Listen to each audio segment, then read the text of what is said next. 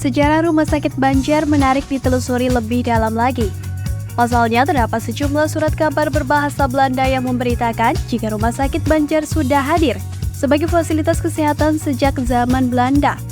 Konon, menurut sejumlah literasi lainnya, pemerintah kolonial Belanda sudah mewacanakan pembangunan Rumah Sakit Banjar sejak tahun 1921.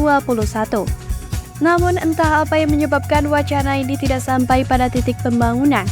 Yang jelas, salah satu usulan pembangunan Rumah Sakit Banjar itu karena masyarakat setempat minta pemerintah kolonial memperhatikan kesehatannya. Sampai detik ini sejarah Rumah Sakit Banjar menjadi legenda yang tidak bisa dilupakan oleh sebagian masyarakat kota tersebut. Menurut surat kabar Batavia's Nieuwsblad berjudul Ziekenhuis te Banjar yang rilis 30 Juni 1921 menyebut bahwa sejarah awal pembentukan Rumah Sakit Banjar tidak lepas dari peran pengusaha swasta di perkebunan karet Batu Lawang. Para pengusaha swasta itu sudah mewacanakan pendirian Rumah Sakit Banjar sejak awal tahun 1921. Wacana tersebut diterbitkan oleh Asosiasi Perkebunan Karet yang anggotanya terdiri dari pengusaha swasta. Asosiasi Kebun Karet meminta subsidi pemerintah untuk membangun rumah sakit di Banjar. Hal ini berkaitan erat dengan jumlah tenaga kerja yang sering terkena sakit malaria. Jika usulan ini disetujui oleh pemerintah Hindia Belanda, maka para pekerja mereka tidak perlu khawatir akan kondisi kesehatannya. Sebab dengan adanya rumah sakit, paling tidak keadaan tubuh para buruh karet bisa terkontrol baik. Namun usulan Asosiasi Perkebunan Karet itu tidak pernah mendapat balasan dari pemerintah kolonial. Bahkan hingga puluhan tahun lamanya usulan meminta subsidi pembangunan rumah sakit tak kunjung terwujud.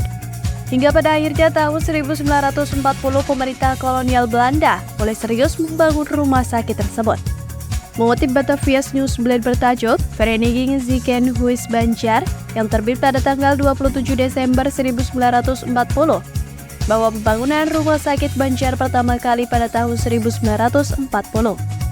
Adapun besaran anggaran pemerintah kolonial untuk membangun rumah sakit tersebut mencapai 10.000 gulden Belanda. Sedangkan bantuan dana dari pengusaha swasta terkumpul sebanyak F6.000.